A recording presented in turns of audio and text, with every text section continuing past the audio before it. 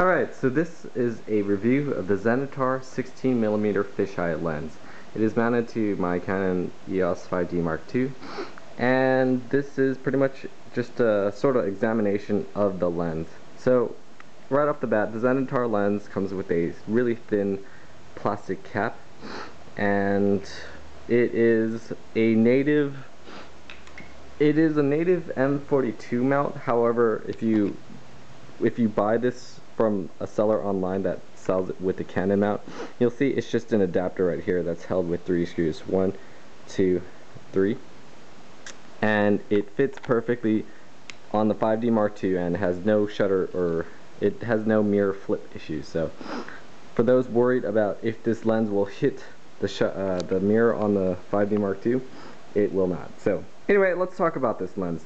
This lens is a 16mm lens. However, I read online that it is actually 14mm wide.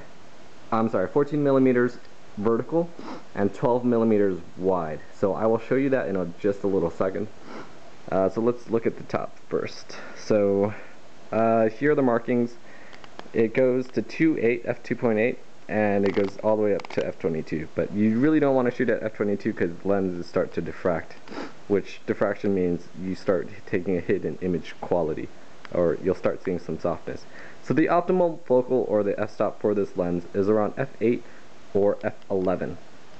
Ken Rockwell did a comparison with the Nikon 14-24, or no, it's the Nikon 10.6mm fisheye, and this lens was it didn't perform as well as the Nikon 10.6mm fisheye, but when it stopped down to f8, this lens was actually on par with the Nikon, and up to f16, I believe, both lenses were equal. So this lens can be quite useful if you like to use, if you like to shoot with the fisheye field of view. For me, the fisheye is sort of one of those things you try and then you sort of get sick of it really quick because of its crazy focal length. So let's see what it looks like inside the camera, okay? So this will be shot right here. Okay. So this is what it sort of looks like from the field of view of the 5D Mark II. And, oh, no wonder why it's so dark. It's at f11. So I opened the f-stop up, so there you go. This is what it sort of looks like with a fisheye lens pointed directly into a 5D Mark II. Now obviously you're going to see the 14mm, I mean it says that it's a 16mm lens, however the focal length, from what I've read, is that it covers about 12mm wide, so this would be a 12mm perspective, and 14mm in vertical because of the curvature of the lens. Now as you can see here, there's a lot of distortion on the edges, and that's typical of fisheye lenses. This was actually more distortion than I was sort of expecting, because when you're typically buying a wide angle or ultra wide angle lens, you normally sort of don't want too much distortion because it sort of gets old really quick, and you can't really use it professionally because people are going to get really sick and dizzy looking through this lens. So the other lenses that I would recommend instead of this lens, which retails around $169 on eBay, would be the Sigma 15mm and the Canon 15mm.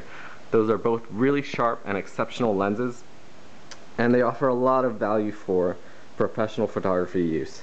Now Canon also has a 8-16 or 8-14L fisheye that retails about $14.99, I think. I don't have the numbers on me, but that is a very decent lens as well. That's if you really want that circular fisheye distortion feel. So anyway, let's look at this lens. I put a white spot of paint on this lens just to know where to mount it. That's just for me, personal preference. I like being able to see what I'm shooting. So I mean, there's a red dot here, but if you're mounting it, it's like, where do I mount it? Anyway, so this lens comes with 3 different color filters. It comes with a red, yellow, and a green filter. And these are not just color filters, they actually have a magnification to them. So if you look here, you'll see that it says 2.0 26.5 millimeters by 0.5. I believe that's 0.5 magnification, but don't quote me there. This filter does screw off right here, as you can see, and you can change it with different filters, but again, this lens was designed for the film era, so using color filters isn't as practical as it was in the past, because now you have Photoshop, now you have Lightroom, and you have other ways to create or simulate different colored filters without having to manually or physically do that in person. You can actually save time and then just do that here. So anyway, the fisheye design looks very much like the Century optics, the types of optics that you see on skateboarders, BMX bikers. It has a very thin profile lens, but it is wide. So typically what you see in professional Century optics sort of fisheye lenses are the same deal, but significantly bigger so that it maintains a better sharpness corner for the diameter of the lens. I hope that makes sense, but it does in my mind. So this lens does, for some of you that have the older version that's not being sold on eBay that comes with an M42 mount, there is an issue where sometimes that you're focusing and you're not getting the full manual focus, the full focal length range, so sometimes it would stop here, so you wouldn't get infinity focus. And so what you had to do was you had to unscrew these 3 screws, 1, 2, and 3, and you had to basically pop this off and reset the threads inside the lens. You slide this rubber coating off as well. It's just a rubber little ring, focusing ring. But there's tutorials online on how to do that.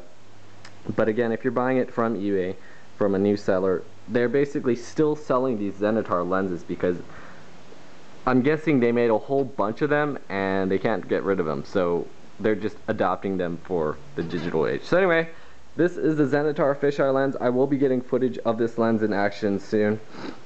And yeah, that is pretty much it. So it's a decent lens, but it's very specialized. If you really want that skateboard fisheye feel, then this lens, I would recommend it, that it is for you.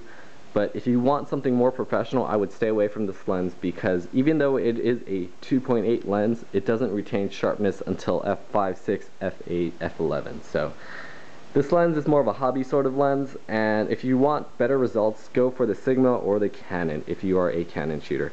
So anyway, I hope you enjoy this video. I'll get some test footage up in another video, and yeah, thanks.